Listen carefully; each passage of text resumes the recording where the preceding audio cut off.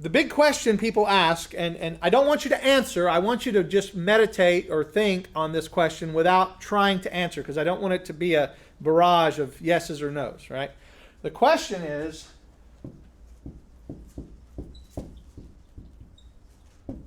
was what Judas did necessary? Was what Judas did necessary? Okay, that's the question that I want you to consider. Again, don't answer it out loud. I don't want to have a debate. I want you to really think on that question, because immediately when we ask that, we take a step back and we say, well, was the cross necessary? The answer to that is absolutely, right? Well, was what what Judas did was that necessary in bringing about the cross, right? Could there have been another way? That's the first question that people automatically, well, if Judas didn't do it, maybe one of the other disciples would have done it. Or maybe the scribes or the chief priests or the Pharisees, maybe they would have found another way to arrest Jesus. But here's where we have to consider that. In Acts chapter 4, and verses 27 and 28, it says this. It says, for truly in this city, by the way, this is Peter is preaching, and he's preaching to the Jewish people. He's preaching to the leaders.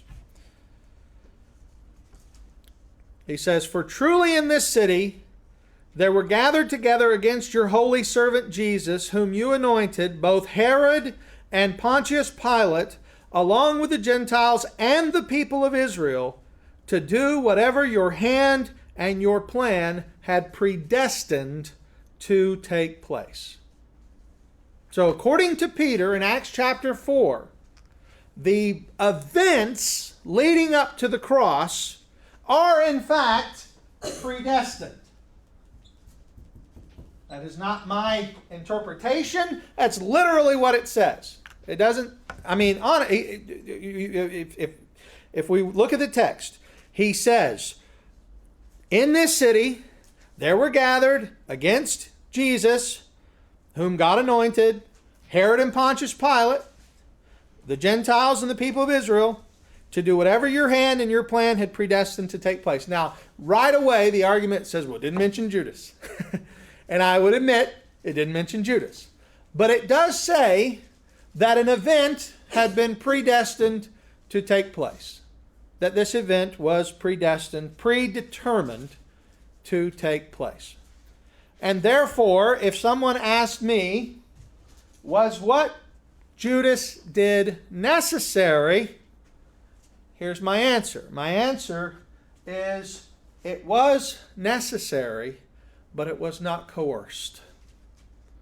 It was necessary, but it was not coerced. And you say, well, what do you mean, and how are you making that distinction? Well, I'm going to appeal to our Reformed ancestors, specifically Luther and Calvin. Luther and Calvin both wrote books on the will of man. Luther's book is called On the Bondage of the Will, and it was a response to Desiderius Erasmus, who had written on the freedom of the will. And Calvin wrote a book called The Bondage and Liberation of the Will, which he was responding to a man named Albert Pigius, who had written a treatise on free will. He had written in opposition to Calvin.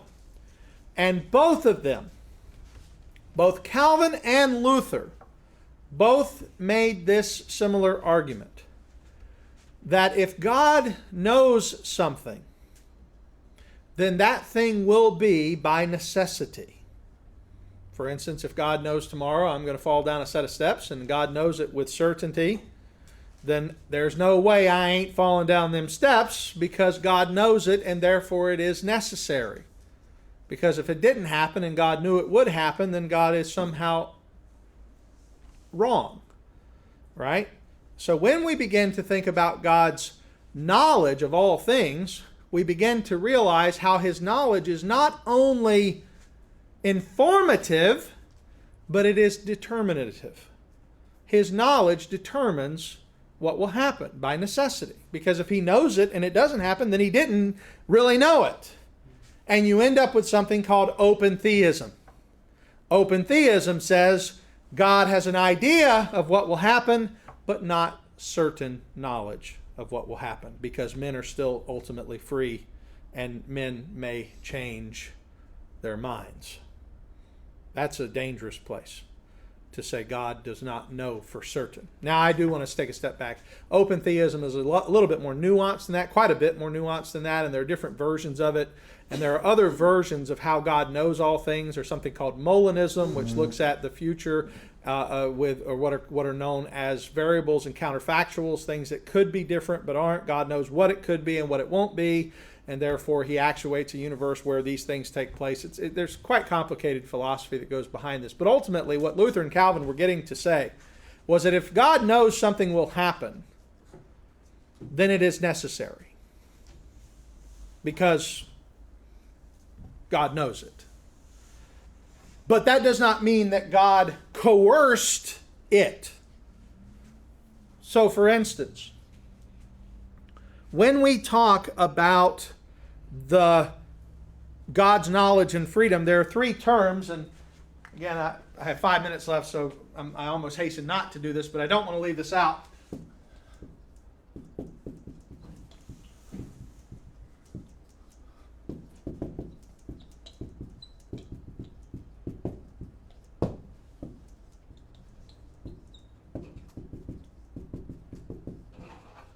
The three most common expressions of how God knows and decides or determines the future are called determinism, libertarianism, and compatibilism. Now, this is not libertarianism as in like Republican, Democrat, and Libertarian. That's not the same, so don't get confused. We're not up here doing a, what's his name? Who was the big Libertarian candidate? Ron Paul. We're not doing a Ron Paul campaign.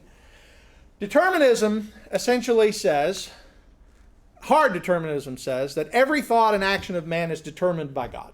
That God determines every thought and action of man. There are some passages that tend to lend to that, right? I mean, there are some reasons why some people might fall into that camp. There are passages that says, that every step a man makes is ordained of the Lord. I read that yesterday, and it was literally Richard's favorite passage. It's in the book of Jeremiah.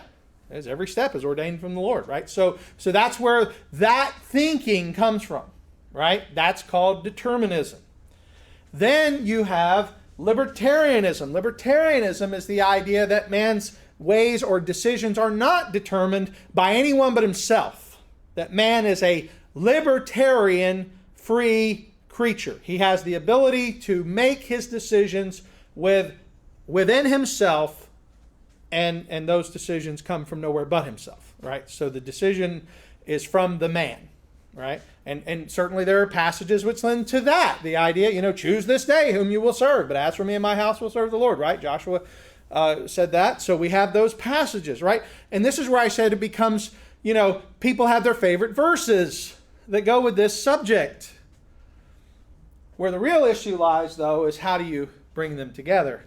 And that's why I call myself a compatibilist. The term compatibilism, and this is it's a term which is fairly well known, but basically what it means is that the sovereignty of God and the responsibility of man are ultimately compatible, in that God is ensuring that his will is being done, even by allowing his creatures to make legitimate choices, right? So that's the way that those two would work out together. And where this comes into play would be in passages like Genesis chapter 50 and verse 20, where after the brothers of Joseph, having sold him into slavery, having mistreated him and done all these terrible things to them, at the end of the life, after Israel has died and he's facing his brothers, and he says, what you meant for evil, God meant for good. Same verb. What you did, God did. You both were active. God wasn't just passive. He was active in your decision to bring about good. So there's a balance that has to be found there.